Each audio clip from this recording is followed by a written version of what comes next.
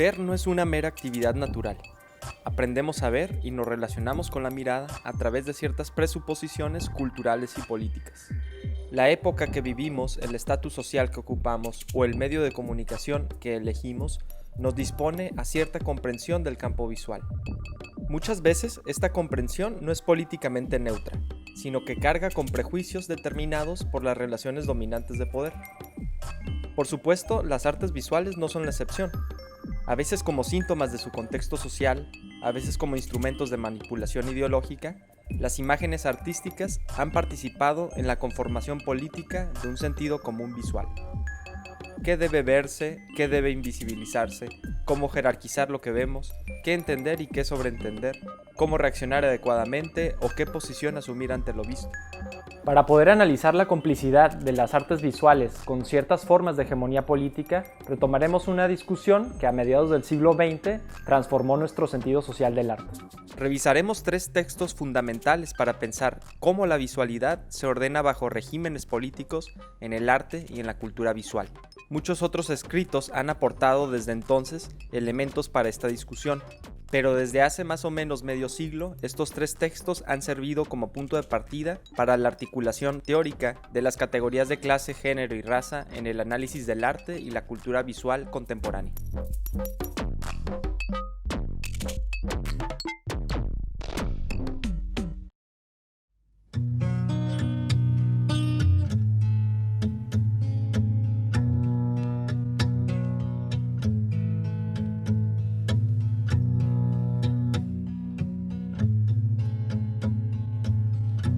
The process of seeing paintings or seeing anything else is less spontaneous and natural than we tend to believe. A large part of seeing depends upon habit and convention. En 1972, el crítico e historiador del arte John Berger realizó con la BBC una miniserie documental titulada Modos de ver. En 4 capítulos de media hora cada uno, abordó la historia de la pintura al óleo y sus influencias en la cultura visual contemporánea. El éxito rotundo de la serie llevó a Berger a extender sus argumentos en un libro con el mismo título. Tanto en la serie como en el libro, el punto de partida era simple, pero acompañado de consecuencias complejas. Con la invención de la pintura al óleo, argumentó Berger, nació también un nuevo modo de ver. A través de sus diferentes corrientes, estilos y autores, la pintura al óleo desarrolló una tradición que por siglos enteros en Europa expresó una forma de relación con lo visual. El origen de este modo de ver se da en el siglo XV, en los albores del Renacimiento, cuando nace la pintura al óleo y se alinea a las reglas ópticas de la perspectiva. Berger argumenta que la composición visual de este nuevo medio artístico aspiraba a la captura cada vez más tangible de la realidad, como si tener una pintura al óleo implicara también poseer lo que está ahí encapsulado en el lienzo. Además, comenta en su libro que por eso a partir del siglo XV, la pintura con temas espirituales o metafísicos tuvo una crisis estética. Por supuesto, se siguieron pintando los motivos religiosos con mayor o menor suerte, pero el realismo plástico de la pintura al óleo no facilitaba la alusión a aspectos extraterrenales. Un caso singular es el de los embajadores, la conocida pintura de 1533. Frente a la vanidad de sus opulentos modelos, Hans Holbein el joven quería aludir a la muerte como moraleja espiritual, pero el motivo medieval del cráneo no era suficiente en la composición tradicional de la pintura al óleo. Entonces Holbein tuvo que transgredir las reglas de la perspectiva e introducir el cráneo en anamorfosis como una estrategia desesperada para hacerle justicia al carácter extraterrenal de la muerte. Esta tensión visual entre realismo y espiritualidad es reveladora del modo de ver introducido por la pintura al óleo. De forma paralela, en aquella época, otra novedad transformaba radicalmente la vida social europea. Las conquistas imperiales en América a partir del siglo XV, la colonización impuesta a través del genocidio, además del despojo criminal de riquezas que luego fluyeron a raudales por Europa, generaron las condiciones de acumulación necesarias para echar a andar un modelo económico inédito, el sistema capitalista. Una nueva clase social, la burguesía, comenzó a tomar las riendas del poder económico y a abrirse paso en la legitimación política. Una de sus vías tempranas para conseguir prestigio social fue la adopción del nuevo medio artístico en boga, la pintura al óleo.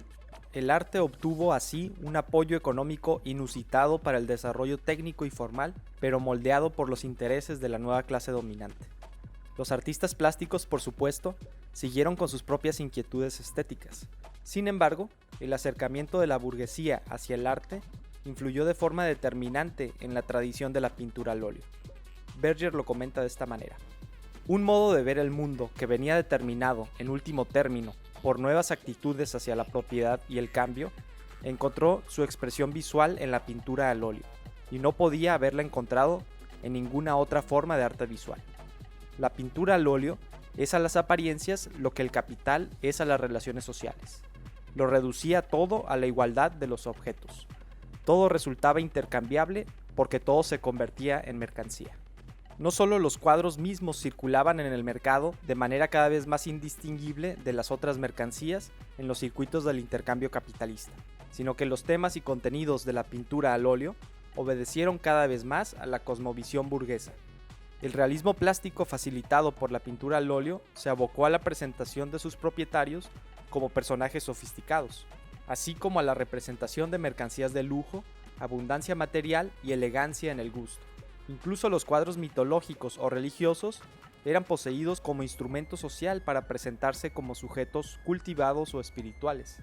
Berger agrega que un género de la pintura al óleo, donde el artista solía actuar con más autonomía estética, eran los cuadros de paisajes, pues se entendían como una exploración artística de la naturaleza, abierta a la innovación formal y sobre todo alejada de los estrechos intereses sociales, políticos o económicos que motivaban al comprador poderoso o adinerado.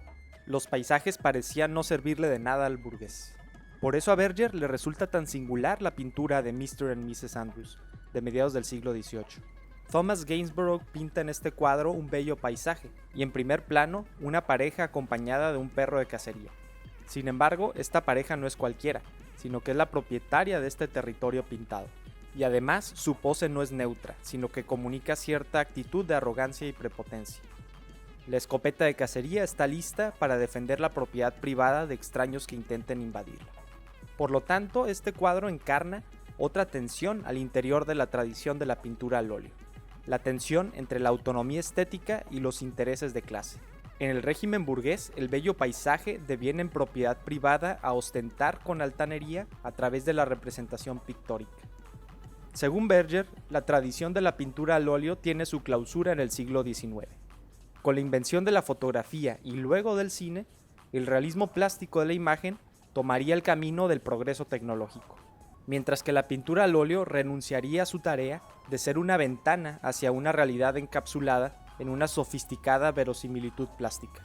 No es casualidad que el impresionismo, que no simulaba una ventana transparente, sino que volvía evidentes sus pinceladas, haya nacido justo después de la fotografía, o que el cubismo, que saboteaba las reglas de perspectiva al introducir simultáneamente dos o más puntos de vista, haya surgido luego del cinematógrafo.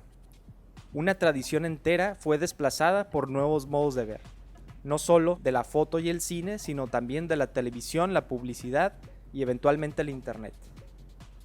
La industria cultural de posguerra en el capitalismo tardío reconfiguraría la cultura visual bajo otros parámetros culturales y presuposiciones políticas. John Berger también aborda esta visualidad contemporánea y su influencia sobre los roles de género, pero abordaremos esta cuestión a partir de otra lectura.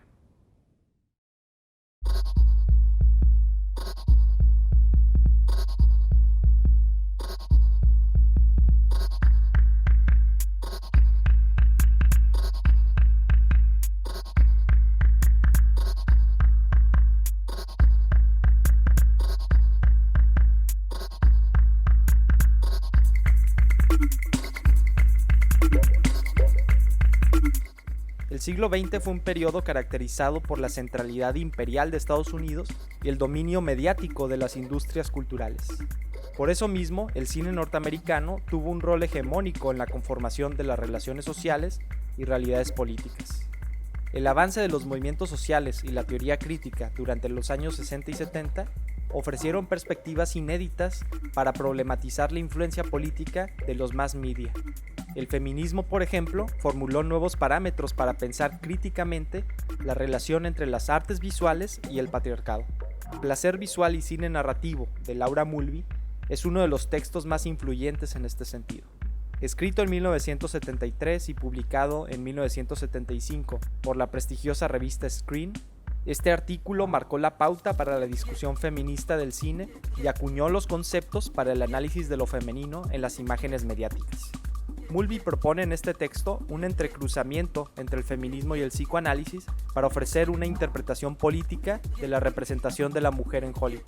Toma conceptos freudianos como herramientas para descifrar las formas y narrativas en las que se articulan los intereses patriarcales en el cine comercial norteamericano. La comprensión de este texto puede ser complicada sin el trasfondo psicoanalítico. Sin embargo, la primera pista de lectura la ofrece el título mismo. Es decir, el patriarcado en el cine de Hollywood se expresa como un tipo específico de placer visual y como un tipo específico de cine narrativo. Comencemos entonces con el placer visual. Mulvey inicia su argumento pensando en la naturaleza misma del medio. La sala oscura que aísla a cada espectador en su butaca, la pantalla brillosa que atrae su mirada y el mundo narrativo que suele presentársele como hermético, promueve un rol de voyeur en el espectador. Sin embargo, una vez que el medio se expresa en el contexto de una sociedad patriarcal, este placer visual del voyeur o escopofilia, como le llama, sigue ciertos patrones de representación. Así, el cine comercial coloca al cuerpo femenino frente a la cámara como fetiche erótico destinado al placer visual de la mirada masculina, por ejemplo, de un protagonista en la película.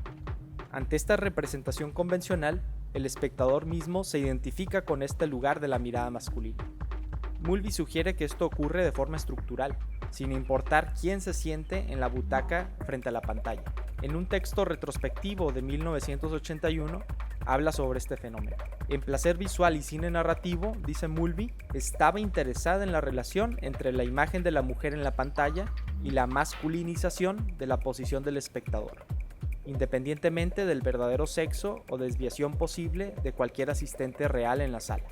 Sea cual sea tu sexo, género u orientación sexual, en el momento en que ves una película convencional de Hollywood, ocupas como espectador el lugar de una mirada masculina que ve a mujeres como objeto de placer sexual. Esta mirada masculina se instaura a través de mecanismos formales del medio cinematográfico. Por ejemplo, a través del montaje de plano contra plano, que muestra los ojos del protagónico masculino seguidos del cuerpo sensual del personaje femenino. Y Mulvey subraya que a veces este recurso es tan radicalmente formalista que puede desconectarse absolutamente de la trama de la película. Por ejemplo, cuando las imágenes eróticas se insertan en la película sin aportar nada al progreso narrativo. Además, el cuerpo femenino en la pantalla suele fragmentarse en lo que Freud llamaría los objetos parciales de la pulsión sexual. Pensemos incluso en los conocidos fetiches de la historia del cine, dentro y fuera de Hollywood. Los pechos en Fellini, las piernas en Buñuel, el cabello rubio en Hitchcock o los pies en Tarantino. Uno de los ejemplos analizados por Mulvey es el cine del realizador austroamericano Joseph von Sternberg. En las películas de von Sternberg encontramos un regodeo en el placer visual que incluso vuelve irrelevante a la historia. Sus escenas aparecen con poca profundidad visual y una mujer, casi siempre la actriz Marlene Dietrich, que aparece glamurosa en el primer plano ante una mirada masculina. Por otra parte, Mulvey recuerda que para el psicoanálisis, la imagen puede ser un medio narcisista para la identificación. Desde niños comenzamos a identificarnos con nuestra representación visual en el espejo, por ejemplo. Sin embargo, para la teoría freudiana, el niño que pasa por el complejo de Edipo termina asociando de forma inconsciente a la imagen de la mujer con la castración. De esta manera, dice Mulvey, la mirada placentera en forma puede ser amenazante en contenido. Y es la mujer, como imagen representación, la que cristaliza esta paradoja. Para lidiar con esta amenaza angustiante que contradice el placer visual, Hollywood recurre a sus historias. El cine narrativo de Hollywood presenta a las mujeres no solo como objeto erótico, sino también como personajes que por alguna razón son culpables, y por lo tanto, los personajes masculinos deben redimir o castigar. La fantasía patriarcal de Hollywood acompaña entonces a su escopofilia fetichista en la imagen con un voyeurismo sádico en la narración. Al tomar las riendas de los personajes femeninos extraviados, el hombre recupera la estabilidad de su posición y además expresa una supuesta bondad o heroísmo que alimenta su narcisismo. Y si acaso fracasa, se reafirma la culpa sobre la figura femenina, sin afectar su posición patriarcal. Un ejemplo que ofrece Mulvey es Vértigo de Alfred Hitchcock. En esta película encontramos claramente la posición de la mirada masculina en el trabajo detectivesco de Scotty, que vigila atento a Madeleine y es encantado por su belleza. Scotty intenta salvar a Madeleine de la locura suicida, pero fracasa.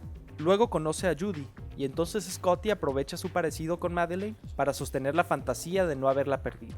Sin embargo, la película revela que nunca la tuvo en primer lugar, pues a quien creía Madeleine no era sino Judy, contratada por el esposo de la verdadera Madeleine para fingir el suicidio. Laura Mulvey reconoce en Vértigo tanto la escopofilia de la mirada masculina como el sadismo patriarcal de la narración. Scotty encuentra placer como voyeur, pero también interviene agresivamente en las vidas de la supuesta Madeleine y de Judy para que encajen en los parámetros de su fantasía. Pero en general, el cine de Hitchcock, así como el de von Sternberg y muchos otros más, son para Mulvey botones de muestra de una lógica patriarcal que permea en las imágenes y narrativas de Hollywood. Placer visual y cine narrativo es un artículo que hace una incisiva crítica a la industria cinematográfica en el contexto de la sociedad patriarcal. Sin embargo, al asumir esta perspectiva crítica, ¿hay lugar para la cinefilia?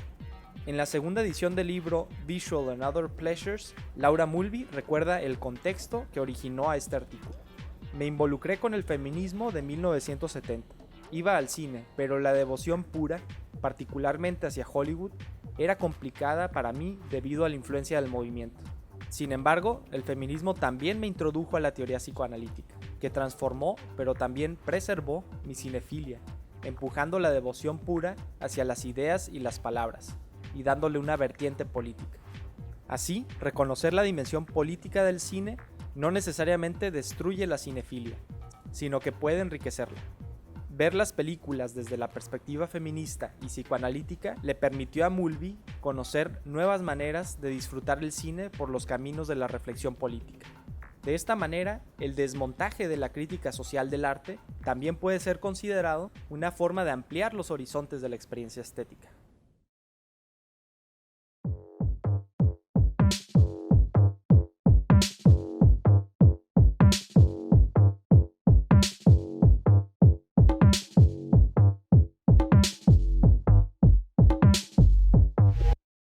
En 1952, un par de décadas antes que Berger y Mulvey, Frantz Fanon ya había abordado el tema de la mirada como un asunto político. Nacido en Martinica bajo el dominio colonial de Francia, Fanon se formó como psiquiatra y se acercó a la filosofía política, aunque ambos intereses no los pensaba por separado. La dimensión psíquica y la dimensión política eran dominios que él reconocía como íntimamente vinculados. Fanon descubrió esta complicidad entre el dominio colonial y la vida psíquica, tanto en su vida cotidiana como en su práctica clínica. En esta isla caribeña altamente poblada por afrodescendientes, Fanon encontró una forma de vida que aspiraba a la blanquitud colonial como ideal, pero también estaba convencido de que ciertas formas de psicopatología con las que se enfrentaba en la clínica eran conformadas por la violencia de las políticas coloniales. Piel negra, máscaras blancas, su libro de 1952, intenta dar cuenta de estos fenómenos. Pero las aspiraciones del libro son aún más amplias, pues intenta comprender el lugar que una persona negra tiene en un mundo organizado por el orden colonial blanco. El propio Fanon vivió los alcances globales de este racismo cuando se enlistó a las fuerzas aliadas y viajó por el mundo combatiendo al nazismo durante la Segunda Guerra Mundial, siendo objeto de racismo hasta por los pueblos que liberaba del yugo nazi. Luego Fanon estudió medicina y psiquiatría en Francia, donde conoció las corrientes filosóficas de la fenomenología y del existencialismo, así como los últimos avances del psicoanálisis. Pero también fue ahí donde vivió varias formas abiertas o disimuladas de racismo cotidiano e institucional. El capítulo La experiencia vivida del negro, quizá el más discutido de Piel negra, máscaras blancas, aborda el problema de saberse observado como hombre negro ante miradas blancas. Es un capítulo altamente autobiográfico. De algún modo es la experiencia vivida de Fanon. Desde su inicio nos ofrece su testimonio en primera persona. Sucio negro, o simplemente, mira, un negro. Yo llegaba al mundo deseoso de desvelar el sentido de las cosas, mi alma plena del deseo de comprender el origen del mundo. Y he aquí que me descubro como objeto en medio de otros objetos. Esta perspectiva testimonial, sin embargo, es también pensada en el cruce de varios enfoques teóricos. Por ejemplo, su concepto de mirada es recuperado de un intercambio crítico con el existencialismo de Jean-Paul Sartre. teniendo de trasfondo a la fenomenología y revisando sus consecuencias desde el psicoanálisis. Si bien la teoría psicoanalítica ocupa un lugar central en su interpretación, Fanon reconoce la necesidad de que ésta considere un origen social de la condición psíquica. Una mera aproximación individual le parece insuficiente para entender lo que él llama la alienación del negro. Solo con esta sociogénesis se puede dar cuenta de cómo el acto de saberse negro proviene directamente de la mirada blanca colonial, que lo fija como objeto a dominar. El mundo colonial le cancela al negro toda intersubjetividad. Ya las miradas blancas, las únicas verdaderas, me disecan, dice Fanon. Estoy fijado. Siento, veo en esas miradas blancas que no ha entrado un nuevo hombre, sino un nuevo tipo de hombre, un nuevo género, vamos, un negro. Al final de este capítulo, Fanon cita los trabajos teóricos y poéticos del afrocaribeño Aimé Césaire y del senegalés Léopold Sédar Senghor, que en los años 30 encabezaron el movimiento intelectual de la negritud y la conciencia negra en África y su diáspora. Fanon encuentra en estos autores alternativas estéticas y culturales para erradicar este régimen colonial. Y si bien no acude a las artes visuales, sus reflexiones sobre la mirada blanca han sido fundamentales para pensar las imágenes estéticas y mediáticas en los regímenes coloniales e imperiales. Luego de su temprana muerte por leucemia a los 36 años, se publicó de forma póstuma en 1961 su influyente libro Los Condenados de la Tierra, donde Fanon defiende la violencia como medio legítimo para la causa anticolonial. Él mismo antes de su muerte participó activamente en las luchas por la liberación de Argelia y apoyó intelectualmente a otros países en África. Fanon, por lo tanto, no solo integra la teoría y la praxis, sino también la lucha política anticolonial y la lucha cultural de descolonización. Siempre hay una complicidad entre las instituciones coloniales y la mirada colonial, por lo que ambas deben ser abolidas de forma radical. Este debate teórico, que se dio entre los años 50 y 70 del siglo pasado, tiene un contexto histórico muy específico. Por ejemplo, la industria cultural de posguerra y el desarrollo de la reproducción técnica de la imagen, el capitalismo tardío acompañado de la consolidación de la sociedad del espectáculo y del consumo, la crisis de los modernismos o vanguardias artísticas, las luchas anticoloniales en África y otras partes del mundo, además de una nueva ola de feminismos y diferentes movimientos sociales y contraculturales. Los tiempos invitaban al cuestionamiento radical de todo lo que dábamos por sentado, incluyendo algo tan aparentemente natural como el acto de ver, así como la supuesta autonomía de las imágenes artísticas respecto a lo político. Estas perspectivas no solo permiten desidealizar al arte, sino también abren vías para vehiculizarlo políticamente. Por ejemplo, algunos artistas visuales, críticos y teóricos han explorado la posibilidad de conformar visualidades no hegemónicas, habilitando miradas que confronten al orden capitalista, patriarcal o colonial. Y algunos de estos avances teóricos y estéticos se han extendido en el pensamiento popular incluso, permitiendo que se critique la naturalización de estas visualidades violentas que circulan como sentido común supuestamente inocente en la cultura visual contemporánea. Sin embargo, siguen apareciendo fenómenos complejos en los cruces entre el orden visual y el político, que invitan a nuevas formas de pensamiento crítico. La consolidación de las pantallas en estos tiempos pandémicos nos reafirma la necesidad de profundizar en la reflexión que teóricos como Fanon, Mulvey y Berger inauguraron. Vivimos también nuestra propia época de crisis y mutaciones, que nos exige a seguir cuestionándonos los consensos hegemónicos y sus nuevos o viejos modos de ver.